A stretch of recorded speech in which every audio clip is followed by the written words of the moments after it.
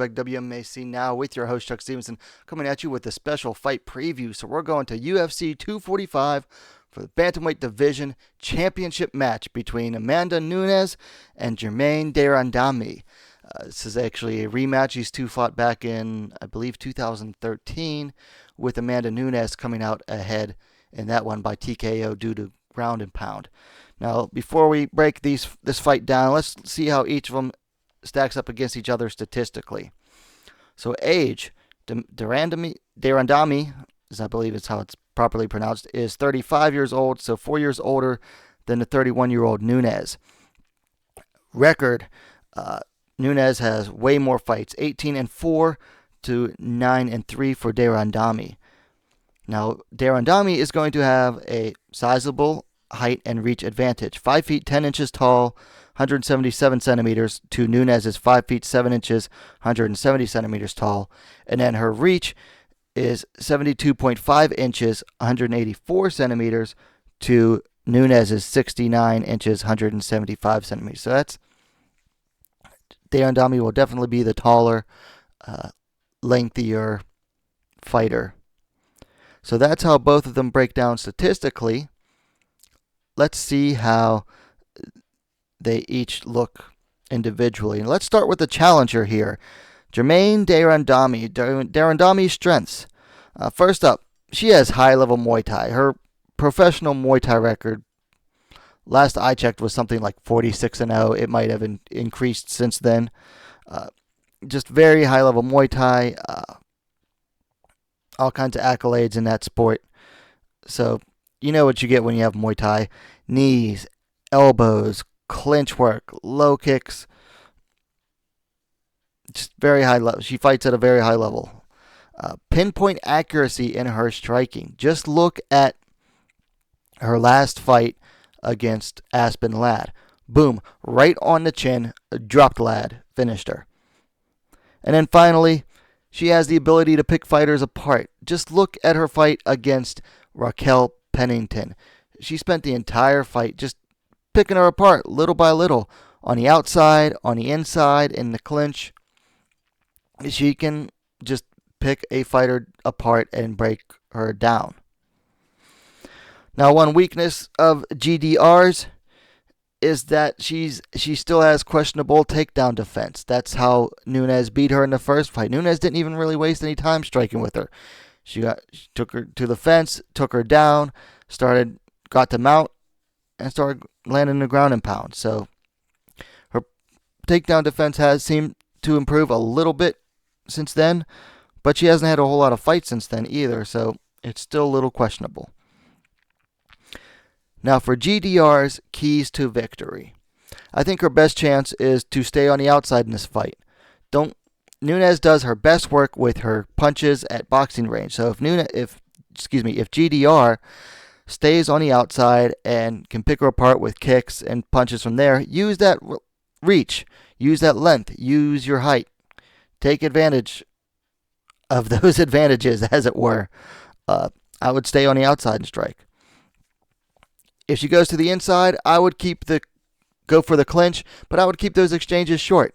Get in the clinch, land a few strikes, do some necessary work there, and then break off and get back out to the outside. And then finally, GDR needs to stay away from the fence because, well, like I said in the last fight, she got pushed to the fence, taken to the fence, and then taken down. So she needs to, if I were her, I would stay away from the fence. So that was Germaine de Randamie. Now let's look at the reigning defending champion, Amanda Nunes. So Nunes' strengths, well, she has God-given power. Okay, I don't normally use that term because a lot of people think that you're either born with power or you're not. I'm on the side of the fence that says, well, you can develop power. But Nunes is just amazing. I mean, she's knocking chicks out left and right, not just with her hands, but now with her kicks. So that power is just undeniable. She also has very heavy GNP.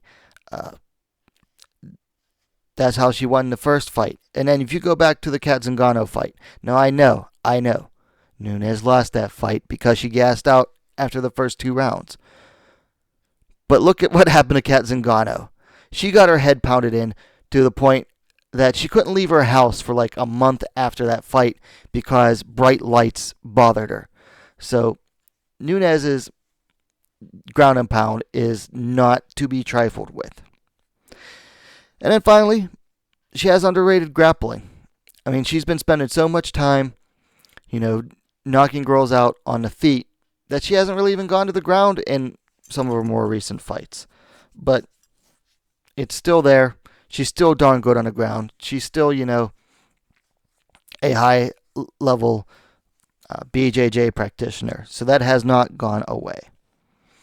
Now, of course, GDR's weakness, and she has actually made improvements on it, but, it's still, I think, going to haunt her entire career, is going to be her questionable gas tank.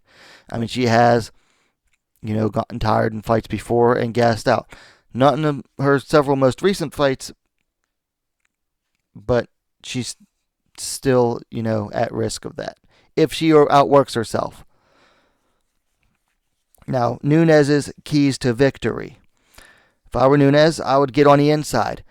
I wouldn't tangle with the taller, rangier fighter at range. I'd try to get on the inside, get in the boxing range where her hands are going to do the most damage. Then I would try to take de Randamie down. It worked the first time, so why wouldn't it work the second time necessarily? I mean, stick to what you know works. So I would take her down. And of course, I would avoid those prolonged battles at range where GDR can use her length, reach, and height to her best advantage. Alright, so that was how the two fighters break down individually. So now it's time for me to make my prediction. No question, I'm going with Amanda Nunes. Now, do I think a lot of people are sleeping on de Randamie in this fight? Definitely. I think a lot of people are sleeping on de Randamie. But Amanda Nunes has been on such a tear. She's been so much more active as a fighter and she's just improved in so many different areas under Conan Silveira down there at ATT. I see Nunes basically repeating what happened in the first fight. It might take a little bit longer because de Randamie has gotten better herself. But I eventually see Nunes, trying her out on the feet a little bit and then eventually taking her down and going for a ground and pound or a submission, most likely by ground and pound. So my prediction is going to be Amanda Nunes by TKO. Anyway, that's my preview of the fight. Let me know what you guys think in the comments down below. Likes are always appreciated. And hey, what are you waiting for? Subscribe to WMMA Scene Now, the best, fastest growing women's mixed martial arts dedicated platform on YouTube.